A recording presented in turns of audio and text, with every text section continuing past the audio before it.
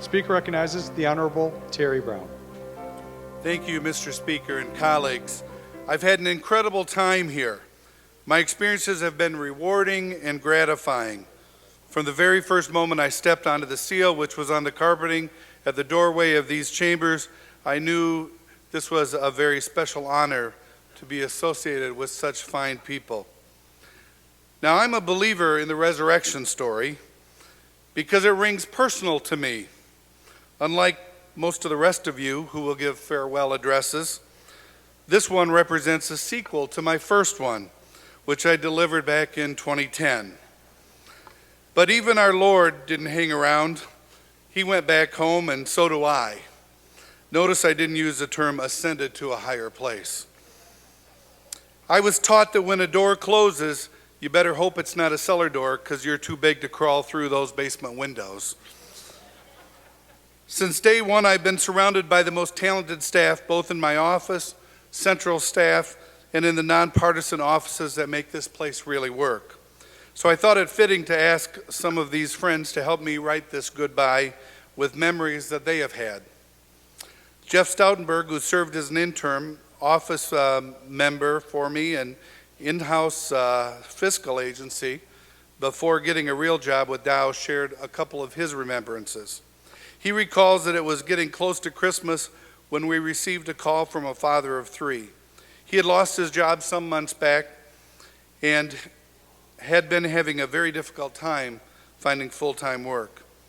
His call was different, though, than most we had gotten at that time. He wasn't calling out of anger. He didn't call yelling and screaming about the down economy or a lack of job prospects. He was calling because he was concerned about his kids. He wanted to do everything he could to make sure that they had at least one present to open on Christmas morning. He didn't ask us for a handout. Instead, he asked if we knew of anyone that was hiring. It could be any job. He was already working a part-time job, but it barely paid enough to cover the bills. He was looking for an opportunity. We pointed him in the direction of a couple local business people that might be able to help him. And then we pooled our money together in our office and anonymously mailed him a Meijer gift card and a note that read, "Merry Christmas to you and your family. When you get the opportunity, be sure to pay it forward." Jeff also remembers the family that couldn't afford to buy their own loved one, a fallen military member, a casket and a funeral. This was the instance that we needed a change in the law. We worked around the clock until the end of the 2010 session to try and get relief to the members of the military that were not eligible for benefits because they didn't serve in a recognized wartime. And it didn't matter. They were still heroes, and they deserved our help. Unfortunately, we were not able to see the bill all the way through, but the family that couldn't afford to bury their loved one, well, they got help. Not everyone was on our side, but we continued to fight because we knew it was the right thing to do. Dawn Kettinger, who started as a writer for me, and by the end of the time together, she sounded more like me than I did. She also shared a few memories. She said, "It seems like just yesterday when I was nervously following my boss's order to call some pastor from the Thumb, whatever that is, and get to know him because I would be his writer." Dawn remembered the time that I had been telling one of our future representatives, a young lad, a guy by the name of Phil Phelps, who at the time was serving as my organizer.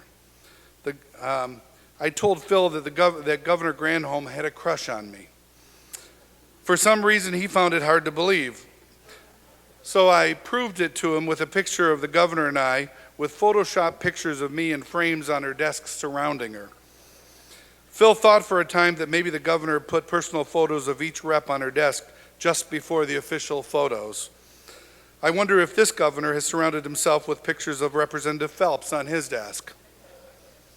Dawn also recalls that as our lake shores were being overtaken with algae, this song that was written and performed about me and was linked to our local news. It was titled, "Mr. Brown, We Have This Mucky Water," and it was to the tune of "Mrs. Jones, You Have This Lovely Daughter." Zoe Alstrom joined our office this term. She was inspired by the contact we had with a retired junior high special ed teacher. who is working so hard to help a former student get medical attention while the young man is being incarcerated in prison. The fact that his middle school teacher, who's been retired for several years, visits him and advocates for him when his own parents don't, gave us all hope that his eventual return to society might be successful. And it also reminded us that teachers provide an opportunity that too often goes unnoticed in this body. We also helped a young man on the west side of the state, far from our district, get free from his abusive employer. Helping recover a disabled, kidnapped person, especially a vulnerable one, is rewarding, though few ever even knew that we had worked on it. Introducing Travis Mills here, the quadruple amputee veteran and new father to this body, was one of our highlights. His spirit was amazing.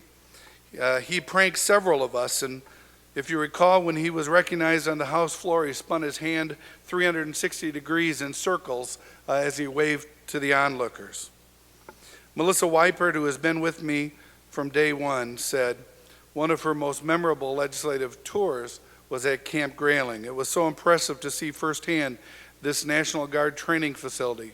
Riding in a Black Hawk helicopter and firing a machine gun were experiences that she nor I will ever forget. Of course, she also remembers that Larry, my first hire, collected clocks and filled the office with them. With such a busy office, Melissa was usually able to block out the tick-tock of all the clocks, but on Friday afternoons when the phones were quiet, she was about half nuts listening to those clocks.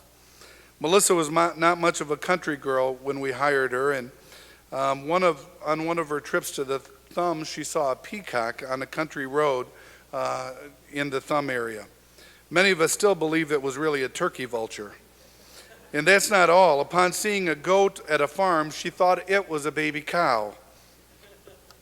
Well, we've had Aaron, too, who's been with us a long time, and we had Fred, who called himself the world's oldest intern.